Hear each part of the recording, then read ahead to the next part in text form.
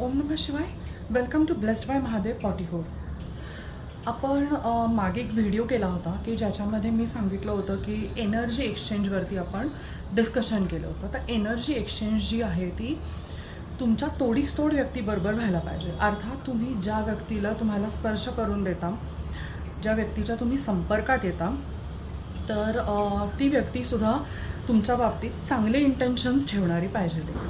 Otherwise तुमची सगळी चांगली एनर्जी त्यांना जाते आणि त्यांची बॅड एनर्जी तुम्हाला येते आणि तुम्ही परत झिरोला जाता.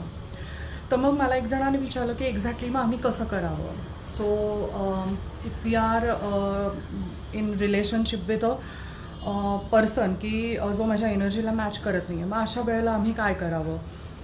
तर बेसिकली कसं आहे की तुम्ही सगळ्यात पहिलं तर ती एनर्जी ओळखेपर्यंत शांत राहायचं आहे. जर तुम्हाला वाटलं की ही एनर्जी तुमच्यासाठी योग्य नाही आहे, तर तुम्हाला म्हणायचं की ही व्यक्ती ज्या एनर्जीनी माझ्याकडे आली आहे ती एनर्जी डबल होऊन त्या व्यक्तीकडे जावी आणि इमिजिएटली तुम्हाला फरक जाणवेल त्या व्यक्तीच्या वागण्यामधला. म्हणजे ती कुठलाही मास्क घालून जरी आली असेल तुमच्याकडे तरी तो मास्क एका क्षणात पडतो आणि त्या व्यक्तीचे खरे रंग तुमच्या समोर येतात. तर मग अशा वेळेला काय करायचं, म्हणजे तुम्ही जर का फॉर एक्झाम्पल एक ओजस नावाची क्रिया असते की ज्याच्यामध्ये you convert your sexual or intimate energy into spiritual energy.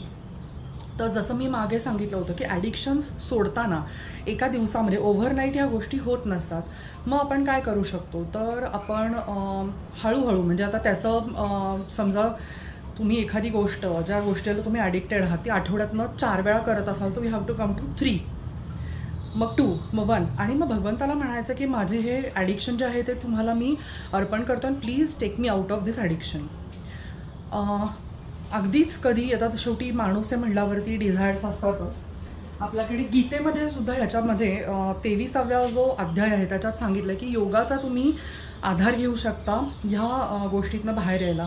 म्हणजे ह्याच्यात त्यांनी सांगितलं आहे की भौतिक शरीर अस्तित्वात असेपर्यंत मनुष्याला आहार, निद्रा, भय, मैथून या शारीरिक आवश्यकता भागवाव्याच लागतात. पण मग ह्याच्यामध्ये योगाचा जर तुम्ही आधार घेतलात तर हळूहळू ह्या गरजा ज्या आहेत त्या आटोक्यात येतात आणि तुम्ही तुमची जी डिझायर आहे, जे ॲडिक्शन आहे त्याच्यातनं तुम्ही बाहेर येऊ शकता. आता हे डिझायर जे आहे ते तुम्हाला योगाने कंट्रोल करायचे आहेत, कारण एखाद्या चुकीच्या माणसाच्या संपर्कात येण्यापेक्षा it is always better to pleasure yourself. Bless by Mahadev 44.